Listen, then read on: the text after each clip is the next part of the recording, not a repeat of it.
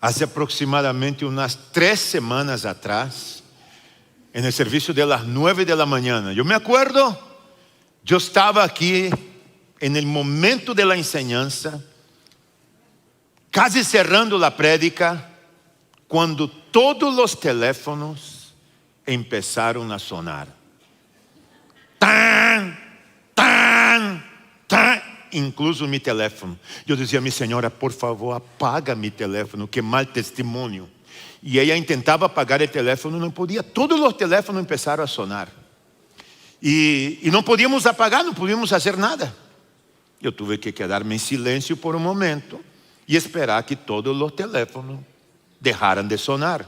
Resulta que era una alerta de un tornado. Y nosotros pensamos, ¿tornado en el sur de la Florida? Si fuera una alerta de huracán es otra historia, pero una alerta de tornado. Y estábamos aquí, entonces, cuando se detuvieron los teléfonos, empezó una lluvia muy fuerte. Pensábamos que no iba a haber servicio a las 10 y a las 12, porque empezó a llover duro. Es interesante porque más tarde, durante la semana, leyendo los noticieros, supe que el tornado vino a West Palm Beach y dañó algunos vecindarios. Mucha agua, se subió el agua y algunas personas sufrieron con ese pequeño mini tornado que hubo en West Palm Beach. Ahora, cuando tú no estás acostumbrado a essas coisas que passam nos Estados Unidos. En Brasil, por ejemplo, nosotros no tenemos un teléfono inalámbrico que pueda alertarte de algo. Y me acuerdo que mi cuñado y mi sobrina estaban aquí desde Brasil y ellos compraron un chip y pusieron en su teléfono para poder hacer llamadas y empezó a sonar y como ellos estuvieron en la inmigración cuando entraron le hicieron muchas preguntas a ellos, entonces de pronto el teléfono de ellos empezó a sonar y decía Amber y sonaba y ellos pensaban que la policía estaba buscando a ellos porque había recién llegado y estaban desesperados y como así, ¿por qué saben? ¿Cómo que ellos tienen mi número de teléfono? Me decía. ¿Cómo tienen mi número? Si mi número no es de aquí. Yo le dije, bueno, yo creo que ellos están buscándote. Entonces yo puse más leña en el fuego, ¿sabe? Y como él era un poco desesperado, así, lleno de ansiedad, yo, ni modo, no sé dónde te voy a esconder, va a ser muy difícil, la cosa se va a poner muy complicada, casi se muere del corazón. Es interesante que el gobierno norteamericano tiene ese sistema de alerta, ¿no? El sistema de alerta que sirve cuando un niño se pierde, por ejemplo. Entonces hay un código, hay un sistema, los teléfonos suenan. Cuando se roba un carro, ya está manejando por la carretera, tú ves el anuncio del carro robado o llega a tu teléfono. Entonces es un sistema de alerta que dice que algo está sucediendo. En el caso del tornado, está diciendo, estás en una zona peligrosa. En el caso del tornado, estás en una zona peligrosa, muévete de ahí. Necesitas moverte de ahí porque entonces vas a tener consecuencias si no te mueves. Entonces la alerta es una señal que está diciendo que algo va a ocurrir o que está ocurriendo en una determinada zona que tú debes moverte. Para aquellos que han estado con nosotros en las últimas semanas, saben que la semana pasada estuvimos hablando de la historia de David, cuando Dios en su gracia y misericordia le envió a David varias señales de alerta, diciéndole a él, muévete de ahí de donde tú estás, no te quedes donde tú estás. Y Dios envió una y otra señal. Las señales de alerta, va la redundancia, te ayudan a alertar acerca de un peligro, un red flag, una luz roja. Por eso los semáforos tienen el rojo. Tienes que detenerte porque si pasa el rojo puede ocurrir un desastre. Entonces hay que detenerse o muévete de donde tú estás. La señal de alerta. David deveria haber estado em uma batalha como rei, em la primavera de aquele entonces. Todos se fueron a pelear e Davi se quedou em casa. Muévete, Davi, no te hubieras quedado ahí, hay una señal de alerta. Es peligroso donde tú estás. Pero él decidió no poner atención en la señal que envió Dios y se quedó en la casa de ocio. Se despertó en la tarde y estaba caminando por la azotea de la casa cuando vio una mujer que estava banhando-se. Davi hubiera dicho: caramba, ¿por qué te fuiste a bañar justamente ahí? Tanto lugar para bañarte.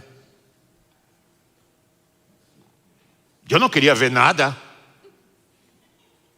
No tenía la intención. Estaba paseando por la azotea cuando me sentí presionado en verlo. Y vio la chica bañándose. Entonces ele pensou, pero Davi deveria haber estado na guerra e todos se foram, ele quedou. Então ele decidiu averiguar quem era este mujerón.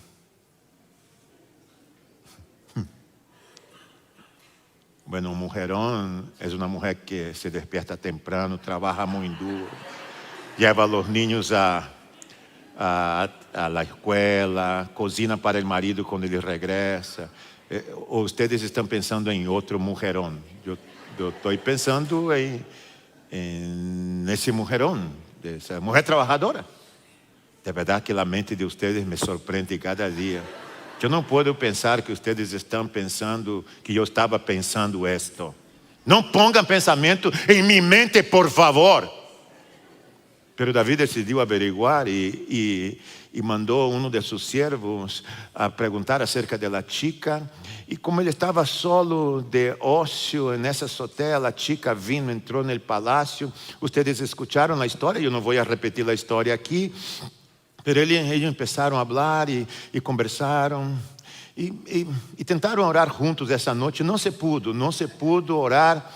Pero a chica vuelve a sua casa. E de pronto ela decide enviar um mensagem de texto a Davi. Uns meses depois. Davizito, pelãozito de minha vida, mi gordito, siento que há uma coisa rara dentro do meu estômago. E não tem nada a ver com os tacos de carne assada que comi anoche, disse ela, Davi, em minha versão. E ela lo disse em privado: estou embarazada. O problema é que esta mulher era a esposa del mejor soldado, el mejor trabajador de Davi, Urias, que estava peleando, dando su vida com os soldados. A senhora se havia quedado e agora Davi embaraça a esposa del amigo. E isso não é telenovela brasileira. Essa é a história da vida real. Uma señal de alerta. E logo Deus le dá outra señal de alerta, pero Davi decide armar um plano e pediu que chamara a Urias, que volviera a sua casa urgente. E quando Urias volvió a casa, Davi lo trajo al palacio e dijo: mira, Urias, como tu eres um increíble trabajador, eu creio que tu te mereces unas vacaciones com tu señora. ¿Por qué no vas a donde está tu señora? Duérmete con ella, acuéstate con ella. Cántale una canción a tu señora. Ella te necesita. E Urias, ¿sabe lo que hizo? Dijo: no, ¿cómo es posible que los soldados están en el campo de batalla y yo me vaya a acostarme con mi señora en la casa? Yo aquí me quedo. Y se quedó afuera en la puerta del palacio, dormido en la noche. Cuando Davi abre la puerta en la mañana, está Urias dormido. Él no puede creer, porque él quería que Urias fuera a la casa y tuviera relaciones con su esposa. Entonces así pensarían todos que el baby sería de él. Y falló. Y Dios le envió otra señal de alerta, pero él ignoró todas las señales y armó un plan para mandar a matar el mejor soldado, el esposo de la señora, para que así se pudiera ocultar el pecado. Armó un plan, mandó unas cartas y Urias vuelve al campo de batalla. Entonces la carta decía prácticamente que cuando Urias esté en el campo de batalla peleando, que todos los soldados lo dejaran a él solo. Y de esa manera él iba a morir. Entonces nadie iba a saber que el hijo, que la chica que está embarazada, que el hijo sería del rey David. Dicho y hecho. Y Dios le había dicho: no hagas esto, hay sangre inocente de por medio. Pero David ignoró la señal de alerta. ¿Qué pasó? Que Urias vuelve al campo de batalla y muere. David fue el que planeó la muerte de su amigo, esposo de la mujer con quien él tuvo relaciones. Se pasaron los años, los meses, los días. Entonces, aparentemente el pecado está oculto, nadie va a saber. Y David estaba tranquilo. Cuando entonces Dios envía otra señal de alerta. Y a veces me pregunto, ¿cuántas señales? ¿Será que Dios no se cansa de enviar las señales de alerta? Envió otra señal de alerta. Y en esa señal de alerta que Dios envió a través de un hombre, de un profeta llamado Natán, trajo a la luz el pecado de David. Frente a frente en su cara. ¿Qué hace David? ¿Qué haríamos nosotros? Si Dios revelara frente a frente a nuestra cara nuestro pecado, ¿y cuál sería la reacción que nosotros tendríamos? No es así en la vida cristiana. Dios nos manda señales de alerta y te dice: hey, no vayas por ahí. Hey, deberías dejar ese lugar. Tu vida está en peligro. Y Dios envía la señal de alerta. Y nosotros ignoramos la señal de Dios. Simplemente ignoramos la señal de Dios. Y Dios envía señales de alerta de muchas maneras. A través de la Biblia. A veces te confronta con la Biblia y tú sabes que Dios te está hablando a través de la Biblia, que eso es para ti, pero ignora la señal de Dios. A veces Dios te habla a través de otra persona, de alguien que viene a tu vida y te da un consejo y te orienta, te dice lo que tú no debes de hacer. Está la señal de alerta y Dios está: ojo, estás en peligro. Ignoramos la señal, pero no queremos lidiar con las consecuencias de las decisiones que nosotros tomamos. Tú y yo tenemos la libertad de tomar la decisión que queramos, ignorar las señales de alerta de Dios, pero tú no puedes elegir las consecuencias. Tú no eliges las consecuencias, solo eliges la decisión. Ahí entonces Dios, que es grandioso y misericordioso, nos da a nosotros, a ti, a mí, una respuesta, la respuesta de Dios al arrepentimiento. Vamos a leer 2 de Samuel. Y vamos a ver en esta mañana, en nuestra historia, cómo Dios trabaja de una manera tan increíble y sigue trabajando de una manera tan increíble en nuestras vidas hoy, dándonos señales de alerta. ¿Cómo debemos responder a esas señales de Dios? Lo que me fascina de la Biblia es la manera de cómo hace Dios. En el capítulo 12, el baby ya nació, David está relativamente tranquilo cuando Dios le manda un profeta. Lo increíble es que ese profeta llega contando una historia. Ojo con esa historia. Capítulo 12. El Señor envió a Natán para que hablara con David. Y cuando se presentó ante David, le dijo, oye la historia que Natán le conta a David. 2 hombres vivían en un pueblo. El uno era rico y el otro pobre. El rico tenía muchísimas ovejas y vacas. En cambio, el pobre no tenía más que una sola ovejita que él mismo había comprado y criado su ovejita. La ovejita creció con él y con sus hijos, comía de su plato, bebía de su vaso, dormía en su regazo. Era para ese hombre como su propia hija. Natán le está contando la historia de David. Pero sucedió que un viajero llegó de visita a casa del hombre rico.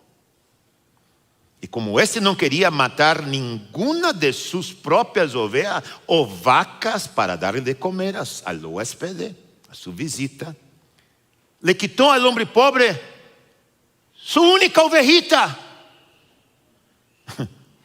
Tan grande fue el enojo de David contra aquel hombre que le respondió a Natán. Cuando David escuchó la historia, se puso furioso.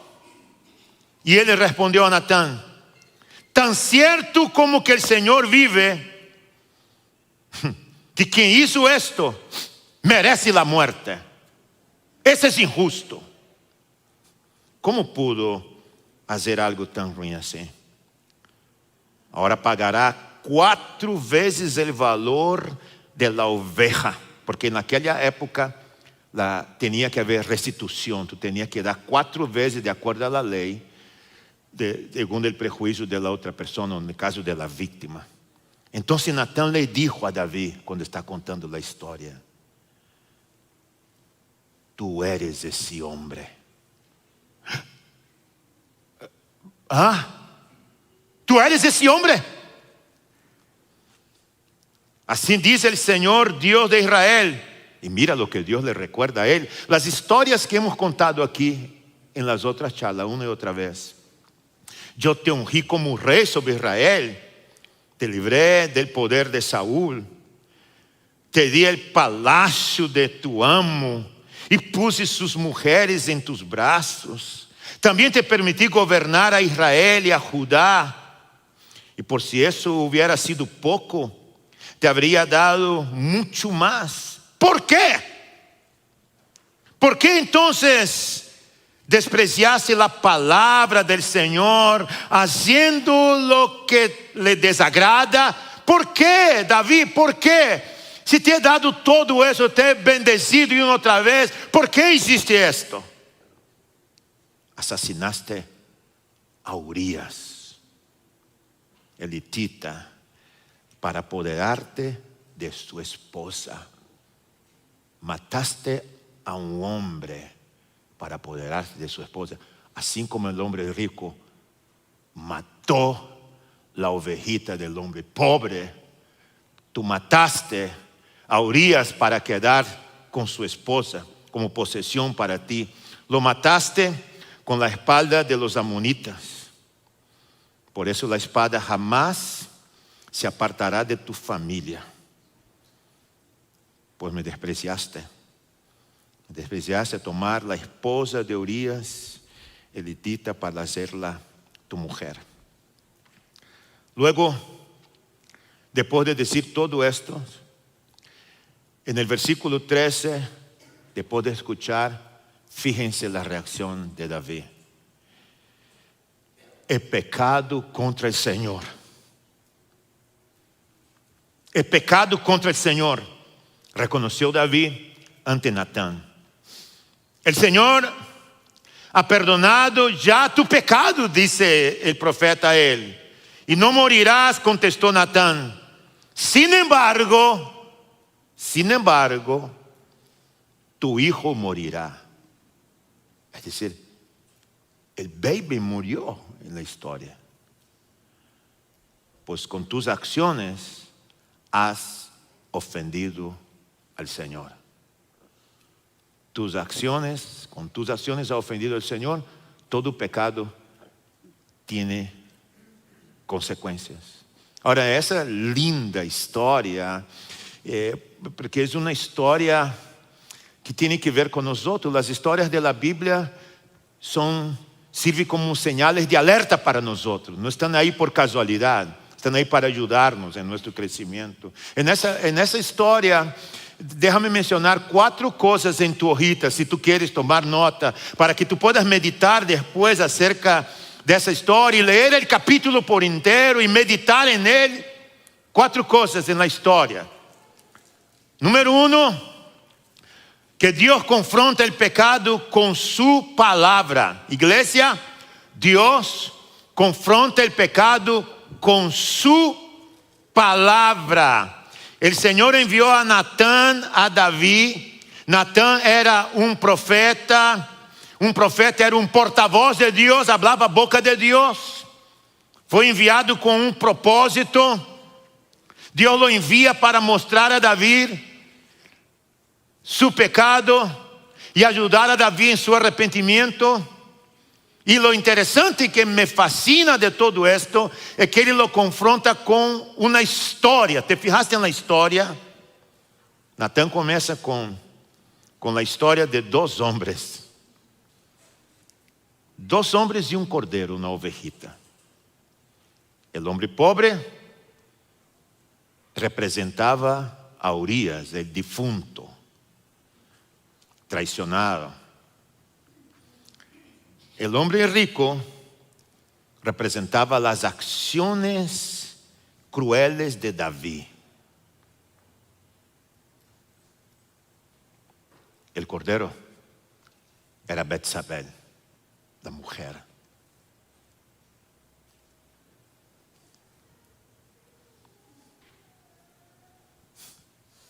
Interessante que el hombre rico no quiso usar una de sus ovejas, pero usó la única oveja que tenía el hombre pobre para matar y dar de comer al huésped que tenía en su casa.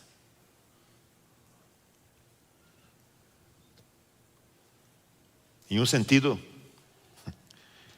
sentido, Natán toma un espejo. Es como tener un espejo y está contando la historia y decir al otro: mírate en el espejo. Mírate en el espejo mientras yo te estoy contando esa historia. Tú eres el hombre de la historia, tú eres esta persona. En un sentido, eso es lo que nos dice la historia. Y Dios es tan bueno y misericordioso que Él confronta nuestro pecado. Sí, confronta con su palabra, nos confronta a través de circunstancias, usa a otros, porque Dios es misericordioso, es así como Él trabaja. Ahora, cuando Dios te confronta a ti, hay personas que tienen diferentes tipos de reacciones. Hay aquellos que cuando son confrontados por Dios, corren a un extremo y se rebelan aún más contra Dios. Se pone más rebelde contra Dios y pone una lista de excusas del por qué yo hice esto. Hey, son muchos años trabajando con los matrimonios y me llama mucho la atención en la consejería matrimonial cuando ella o él, pasa con los dos, dicen: si ella cambiara, si ella fuera una mejor mujer, si ella me tratara así,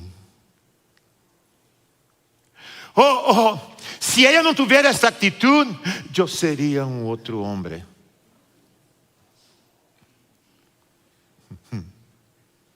Entonces, ella pone la culpa al marido por ser como ella es. ¿Ya ves? Nuestro matrimonio sería mucho más saludable si tú cambiaras. Entonces ella tiene una lista, o él tiene su propia lista. Ambos tienen su lista. Entonces el otro dice, pero cuando yo te conocí tú no eras así. Si hubieras estado como yo te conocí y no hubieras cambiado, y nosotros estaríamos en otra situación hoy día, pero como tú no has cambiado, no haces nada para cambiar, tú sigues igual, por eso estoy como estoy. ¿Tú ya ves? Y lo más interesante es que las mujeres llaman a la oficina para hacer citas matrimoniales para su marido. ¿Cómo así? Pastor, le urge a mi marido hablar con usted. ¿En serio? ¿Y él tiene teléfono? ¿Tiene teléfono? ¿Él sabe hablar? Sí. Dale mi número a él, dile que él me llame. Y luego descubro que el marido ni sabía que tenía que hacer una cita para hablar conmigo. Era ella que tenía una cita para el marido.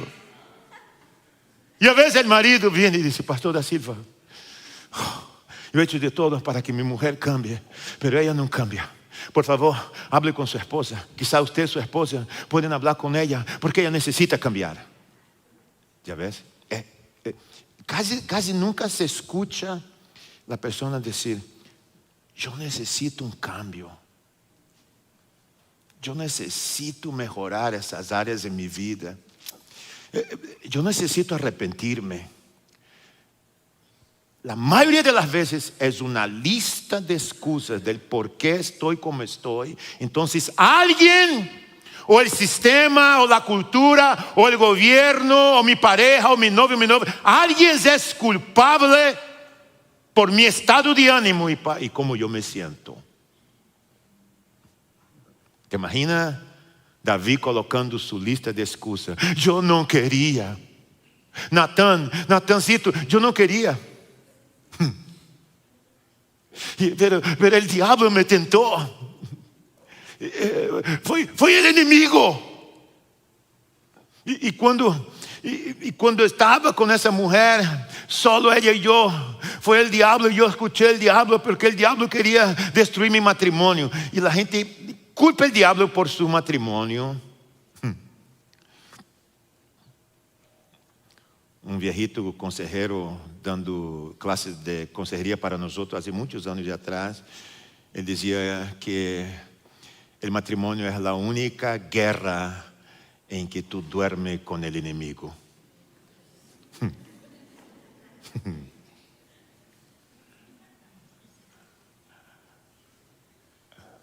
Nadie es culpable por cómo tú te sientes.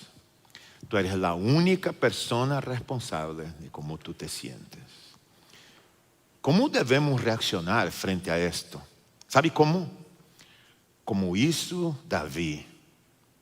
David confesó su pecado y corrió para Dios.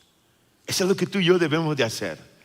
Cuando tú te sientas confrontado por Dios, por su palabra, por alguien, lo que tú debes de hacer, y lo voy a dejar ahí para que tú tomes nota, es confiesa tu pecado y corre hacia Dios. Confiesa tu pecado y corre hacia Dios. Reconoce que has pecado y corre hacia Dios. No corras de Dios, corre hacia Dios.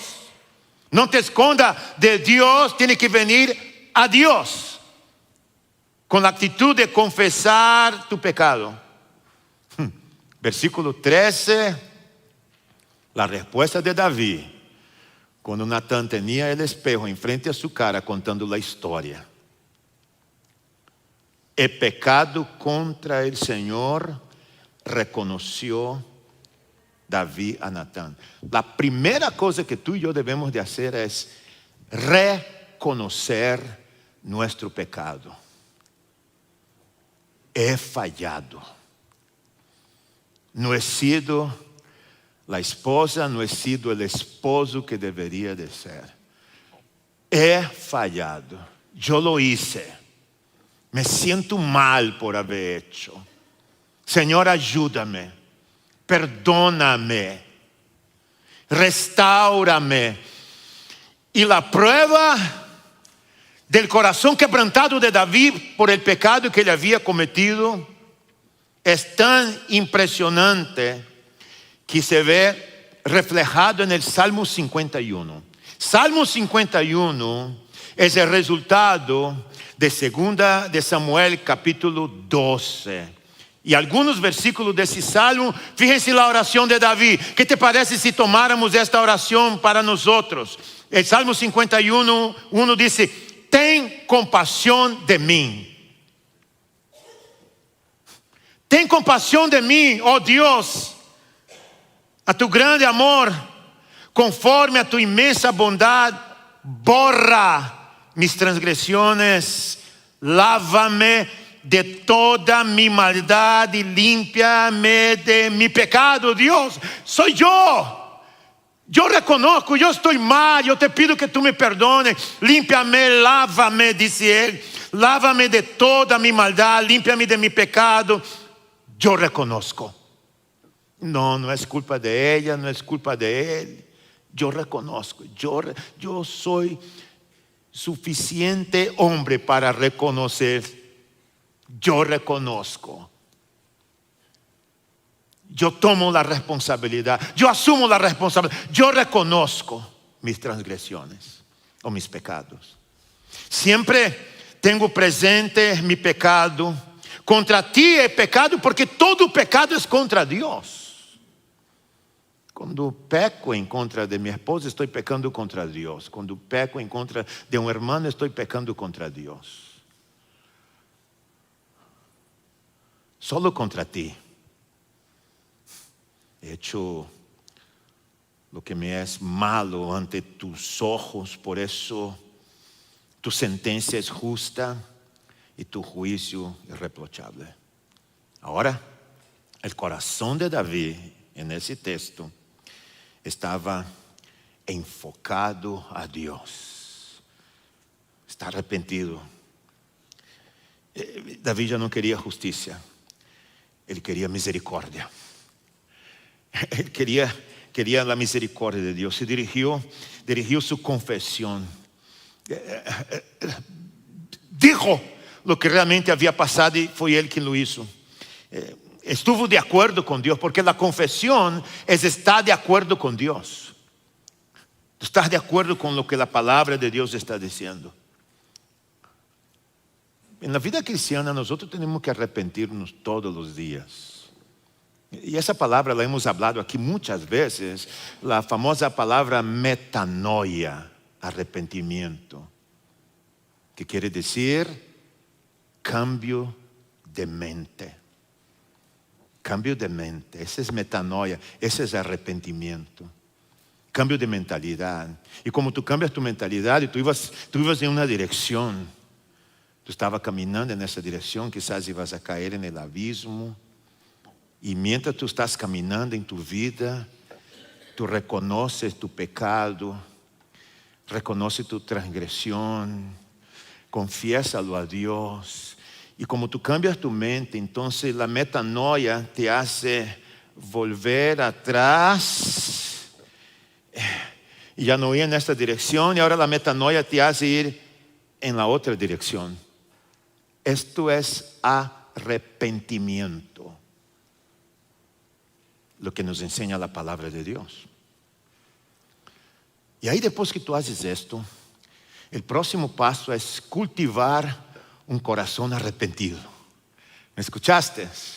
Ahora nosotros vamos a cultivar un corazón arrepentido. Vamos a trabajar para mantener ese corazón arrepentido siempre, siempre, cambiando un paso a la vez, huyendo del pecado, arrepentiéndonos nosotros. Vamos a cultivar esto. Es parte de nuestra práctica, de nuestra vida. Ese es como dice Proverbio 4:23. Por sobre todas las cosas cuida tu corazón, porque de él mana la vida.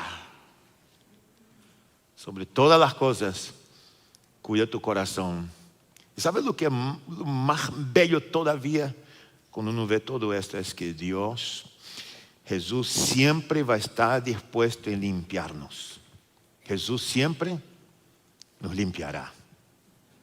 No va a haber ningún momento que tú corras a Dios que Él te va a rechazar. Jamás te va a rechazar. Él va a estar dispuesto siempre en limpiar nuestro corazón, limpiar nuestra vida. Y el Salmo 51, el verso 10 y 13, yo quiero invitarte a que tú te pares conmigo. Y quiero leer junto contigo parte de la oración de David en el Salmo 51, 10 y 13. Y vamos a leer en voz alta, considerando las comas, las pausas. Pero quiero que tú lo leas para ti, en voz alta, pidiendo a Dios por tu propia vida. Salmo 51, 10, 13. Crea en mí, oh Dios, un corazón limpio. Vamos a empezar todos juntos. Crea en mí, oh Dios, un corazón limpio y renueva la firmeza de mi espíritu. No alejes de tu presencia ni me quites tu Santo Espíritu. Vamos a leer el 12. Devuélveme la alegría de tu salvación, que es un espíritu obediente, me sostiene. Ahora, vamos a hacer una pausa y vamos a pensar en esos dos que acabamos de leer. Devuélveme, el 12, la alegría de tu salvación. Es muy difícil, es imposible estar en pecado y disfrutar del gozo de la salvación. Es más, te lo pierdes el gozo de la salvación. Cuando te arrepientes, tú estás diciendo: Dios, devuélveme el gozo anterior, la alegría de tu salvación, que es un espíritu obediente, ese espíritu que me sostiene, dice él. David merecía la muerte. Su hijo murió. Pero años más tarde nació el hijo de David, descendiente de David, en la ciudad de Belén, de una virgen llamado Jesucristo. Tú y yo, por nuestro pecado, merecíamos la muerte, pero el hijo de David tomó nuestro lugar en la cruz, murió por nosotros, y a través de la muerte del hijo de David, Jesucristo, él limpia nuestros pecados, nos purifica, nos da vida eterna y nos perdona, de manera que lo único que yo debo de hacer es reconocer mi condición, confesar y acercarme a él. Mientras cantamos esta canción, ¿por qué no piensas en esto por un momento? ¿Por qué no piensas: Dios, ayúdame a confesar a ti? Dios, necesito que tú transformes mi vida. Y en forma de oración pudiéramos decir: vengo a ti, Señor, cámbiame y renuévame. Yo creo que podemos decir esto cantando. Olá, eu sou José da Silva, um dos pastores aqui de la Iglesia Familiar. Uma igreja multicultural, multigeneracional e multicampos. Uma igreja em tu próprio idioma, en el corazón de West Palm Beach. Estamos aqui para ajudarte a ti a conocer, descubrir y perseguir el diseño de Dios para tu vida. La iglesia familiar es un lugar seguro, acogedor, un lugar donde nos reunimos para disfrutar como familia y tomar una rica taza de café luego que terminamos nuestras actividades. Todos los domingos nos reunimos aquí para estudiar la Biblia, para cantar a Dios y para crecer en nuestras relaciones.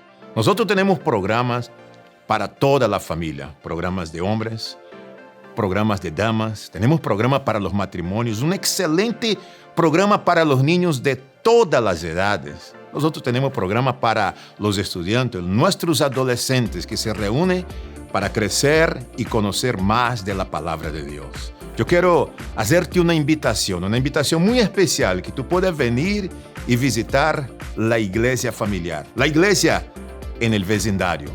Gracias por conectarte con nosotros y esperamos pronto verte aquí en la iglesia familiar.